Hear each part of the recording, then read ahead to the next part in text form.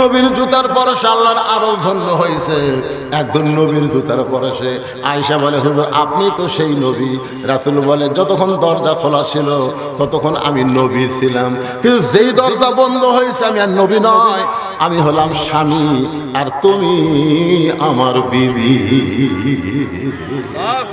বউকে আদর করার কথা ইসলামে আছে না নাই?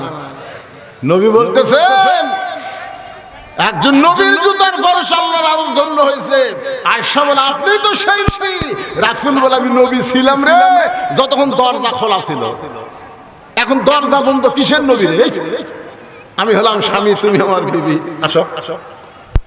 মা আয়েশা দৌড়ে এসে স্বামীর মুখে মাথা দিয়ে কয়, আল্লাহ এতদিন জানতাম আমার নবী বিশ্ব নবী, আজকে দেখতেছি আমার নামই হলেন 1 নম্বর স্বামী। নবী আস্তে করে মা আয়েশাকে বুকের মধ্যে নিয়ে এই ডান হাত দিয়ে পিঠের উপর একটা চাপ দিছে। এই চাপ দেওয়া কিন্তু সুন্নত। আপনারা বুকের মধ্যে নিয়ে একটা কি দিবেন? কথা কয় না একেবারে। শোনেন, ফেতনার জামানায় একটা সুন্নত আমল করলে 100 গলা কাটা শহীদের সওয়াব। কোনদিন চাপ দিচ্ছেন আপনারা? যারা বিয়ে করতেছেন ভাই, আমি তাকেও বলতেছি, আর প্রেমিকা চাপ দেওয়ার কথা বলতেছেন। এখন বউকে বুকের মধ্যে নিয়ে আল্লাহ রাসূল, আল্লাহর নবী হলেন আমাদের আদর্শ।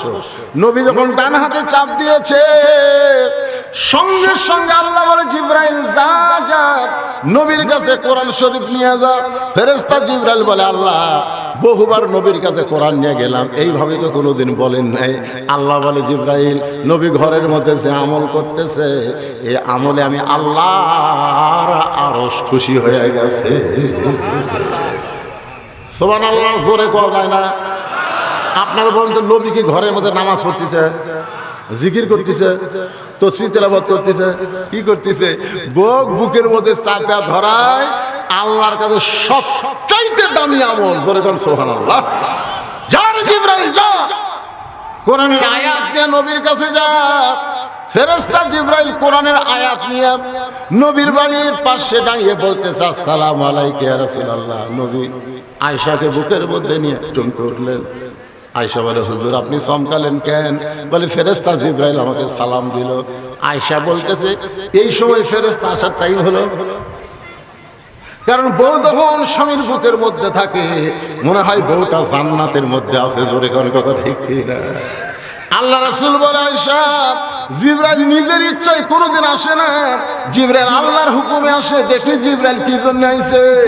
নবী বললেন, জিবরাইল কারণ কি? জিবরাইল বলে, হুজুর ঘরের মধ্যে কি করতেছেন আমি জানি না, তবে আল্লাহ পাক আমাকে জানাইছে যে আমল করতেছেন, আল্লাহর আরশ খুশি হয়ে গেছে। আল্লাহ কোরআনের আয়াত নাজিল করেছে, হুন্না পড়েন, হুন্না লিবাসুল লাকুম ওয়া আনতুম লিবাসুল লাহুন্না। তোর বোন আমার বউ হয় রে, সে আদরের বউকে আমি কেন মানলাম? আয় শালা বলতেছে, আমাকেও মারবেন নাকি? বলে, তোকে মারবো না, তোকে একটু দেখাবার চাই। আয়। এবার শালার হাত ধরে বাবা যে ঘরে ঘুমায়, ওই ঘরের জানলার কাছে নিয়ে গিয়ে বলতেছে, দেখ তো ভিতরে কে। শালা বলতেছে, আপনার বাবা কখন আইছে? দুলা ভাই, আপনার বাবা কখন আইছে? আব্দুল্লাহ বলতেছে, 9টার সময় আইছে। তোর বোন কইছে মাজা বেদনা ফির শিরশির করে, আমার বাবার সামনে খাবার দেয়নি বলে বাবা রাত করে না খেয়ে ঘুমিয়ে গেছে। আর 11টার সময় তোর সামনে 5 তরকারি গরম ভাত। বললে, শালা বল আমার আমল কি? শালা বলতে, দুলা ভাই আর একটা মারেন, আর একটা মারেন। এই মানুষের জাত না, এই বাপের আত্মীয় পছন্দ করে, স্বামীর আত্মীয় 2 চোখকে দেখতে পারে না। জনগণ কথা ঠিক না? আপনাদের ঘরে এমন বউ আছে না নাই? ওর বাপের বাড়ি একটা ফকির আসলে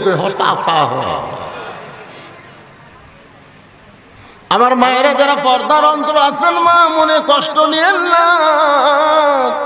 যে স্বামীর পায়ের তলে আপনার জান্নাত হওয়ার কথা ছিল, কিন্তু পায়ের তলে জান্নাত না হয়ে রাসূল বলেছেন, আল্লাহর পরে কাউকে যদি সিজদা দেওয়ার হুকুম থাকতো, তাহলে প্রত্যেকটা নারীকে বলা হতো, তোমার স্বামীর পায়ে সিজদা করো। ফাতেমা বলতেছে, বাবা এই যে স্বামীর পায়ে সিজদা করা, এই আমলটাই কি মেয়েদের সবচাইতে বড় আমল? আল্লাহ রাসূল বলে, ফাতেমা, নারীদের সবচাইতে বড় আমল হলো পর্দা। ধরে বলেন, নাম কি?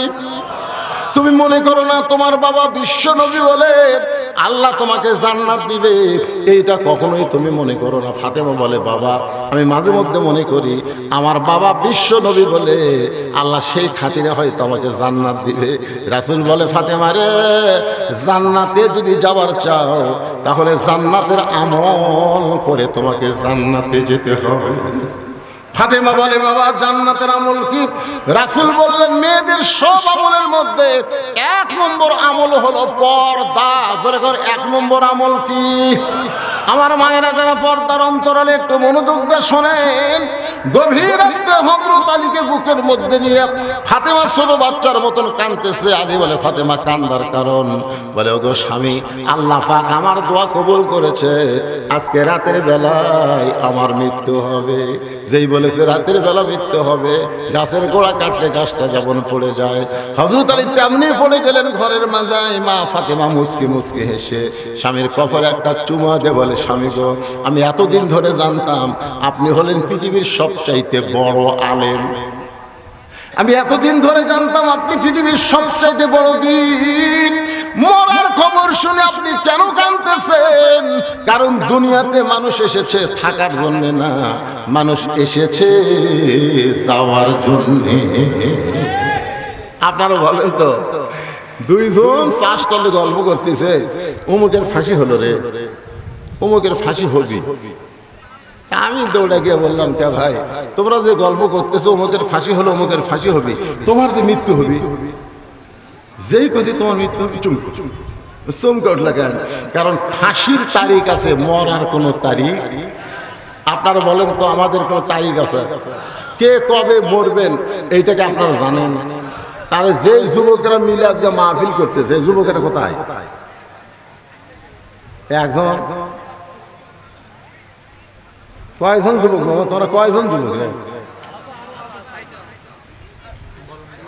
এই যুবকেরা যারা আজকে কোরআনের মাহফিল করতেছো, আমি তাদেরকে বলবো, তোমরা বিবেকের আয়নায়, বিবেকের আদালতে জিজ্ঞাসা করো, তোমরা কি মাগরিবের নামাজ পড়েছো? তোমরা কি এশার নামাজ পড়েছো? তোমরা কি ফজরের নামাজ পড়বা?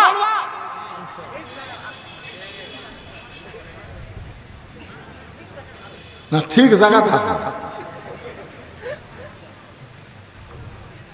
সারা জীবন ঘুষের চাকরি করছে, বুঝলেন? সারা জীবন কিসের চাকরি? যখন ঘুষের চাকরি শেষ হয়ে গেছে তখনই কান দিচ্ছে, আল্লাহ আল্লাহ, আমি তওবা করলাম, আল্লাহ আর ঘুষ খাবো না, আল্লাহ আর ঘুষ। আল্লাহ কয়, ফেরেশতা কয়, কান সারা তল মারতো, শালা কি কর? যতদিন ঘুষের চাকরি আছিল তখনই তওবা করেনি, এখন চাকরি শেষ আর ঘুষ খাওয়ার পারবি না, তখনই তওবা করতেছে। বুড়া বয়সে আল্লাহর কাছে কান দিচ্ছে, আল্লাহ আমি আর চুরি করবো না, আল্লাহ আমি যৌবন বয়সে যা করছি আল্লাহ, বুড়া বয়সে আর চুরি করবো না। আল্লাহ কয়, চুরি করার ক্ষমতা আছে কি? এই জন্য যে যুবকেরা কোরআনের মাহফিল করতেছে, শুধু কোরআনের মাহফিল করলে হবে না, এই যুবকদেরকে যৌবন বর্ষে কোরআনের পক্ষের কর্মী হওয়া লাগবে। ধরে কোন কথা ঠিক না? শুধু কোরআনের কর্মী হলে হবে না, 5 ওয়াক্ত নামাজ জামাতে আদায় করা লাগবে। ধরে কোন কথা ঠিক না? যারা মাহফিলে 1 টাকাও আদায় করে না, আদায় করো তোমরা? কোনো টাকা আদায় করে না, এরা নিজেরাই টাকা দিয়া এত সুন্দর আয়োজন করে।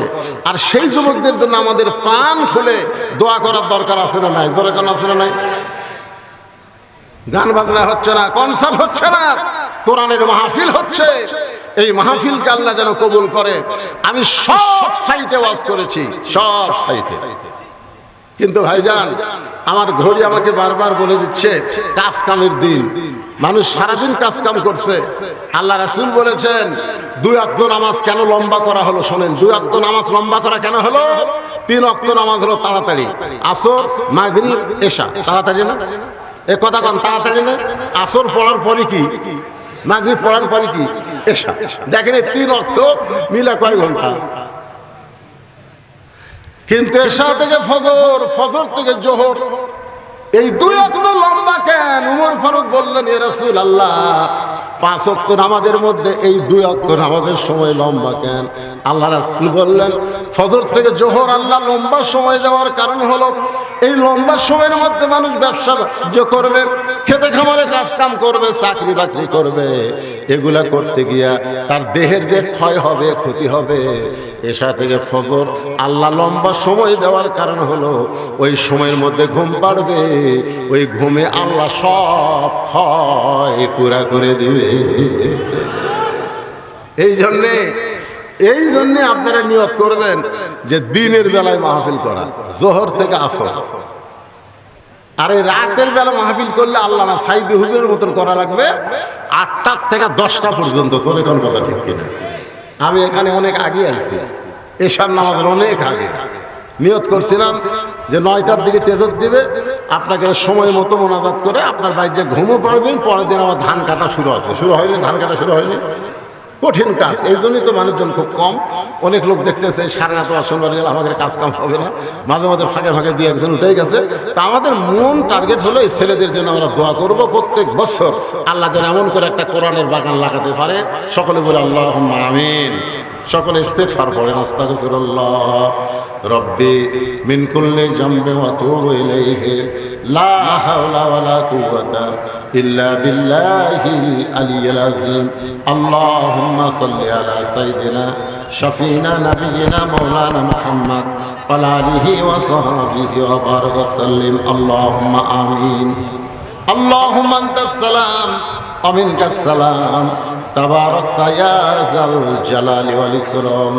আয় আল্লাহ, মাগরিবের নামাজের পর থেকে অনেক রাত পর্যন্ত তোমার পাগল বান্দারা আরামের বাড়ি ঘুমকে বাদ দিয়া কোরআন হাদিসের মহব্বত কলিজার মধ্যে নিয়ে এই জান্নাতের বাগানে বসে বসে কোরআন হাদিসের আলোচনা শোনার শেষে আমি গুনাহগারের সঙ্গে রহমতের দরজায় ফকির হয়ে দোকানা হাত তুলেছি। আল্লাহ মেহেরবানি করে আজকের মাহফিল আমাদের সকলের হেদায়েতের জন্য, নাজাতের জন্য, জান্নাতের জন্য কবুল করে নাও।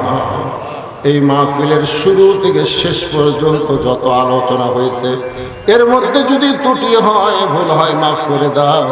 এর জাহাদিয়া মঞ্জুর করো। সোনার মদিনায় নবী পাকের রওজা মুবারকে আল্লাহ তুমি কবুল করে নাও।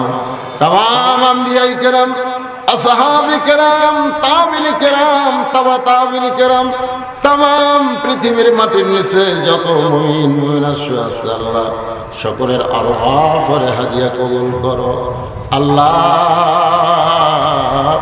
আমরা যারা হাত তুলেছি আমাদের জনম দুঃখনি মা যাদের কবরে চলে গেছে, ছোট্ট একটা শব্দ হলো মা। এই নামের মধ্যে যে কি মধু, যাদের মা নাই তারাই বুঝতেছে।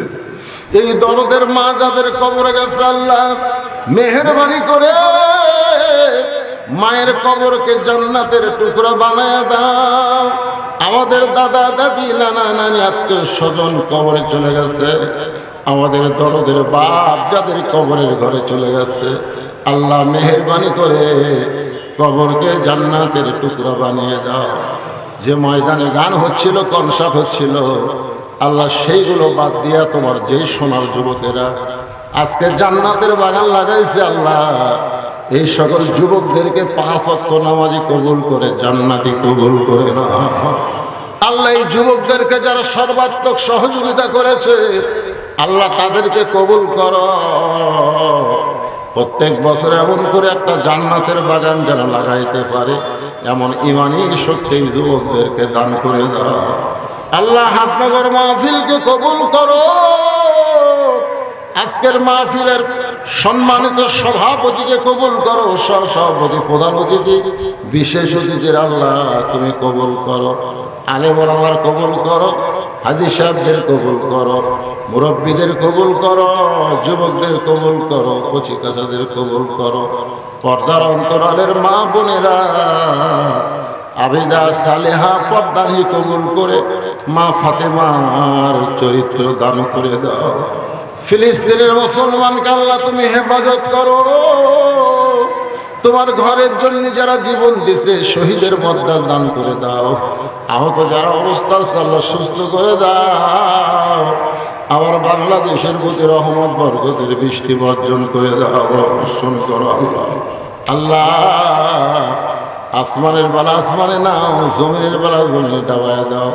মাঠে ময়দানে যে ফসলগুলো আছে আল্লাহ, সেই ফসলগুলো বরকতের সাথে তোমার বান্দা বান্দির ঘরে আসার তৌফিক দিয়ে দাও।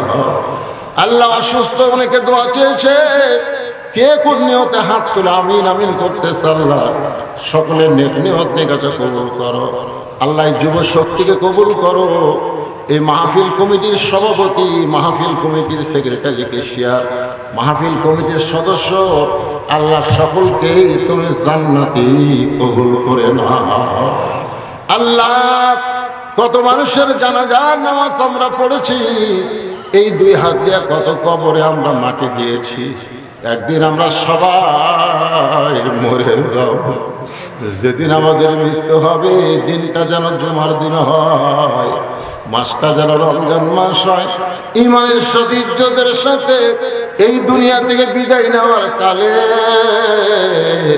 আমাদের জবানে জারি করে দিও লা ইলাহা ইল্লাল্লাহু মুহাম্মাদুর রাসূলুল্লাহ সাল্লাল্লাহু আলাইহি ওয়াসাল্লাম। আসসালামু আলাইকুম ওয়া রাহমাতুল্লাহি ওয়া বারাকাতুহু।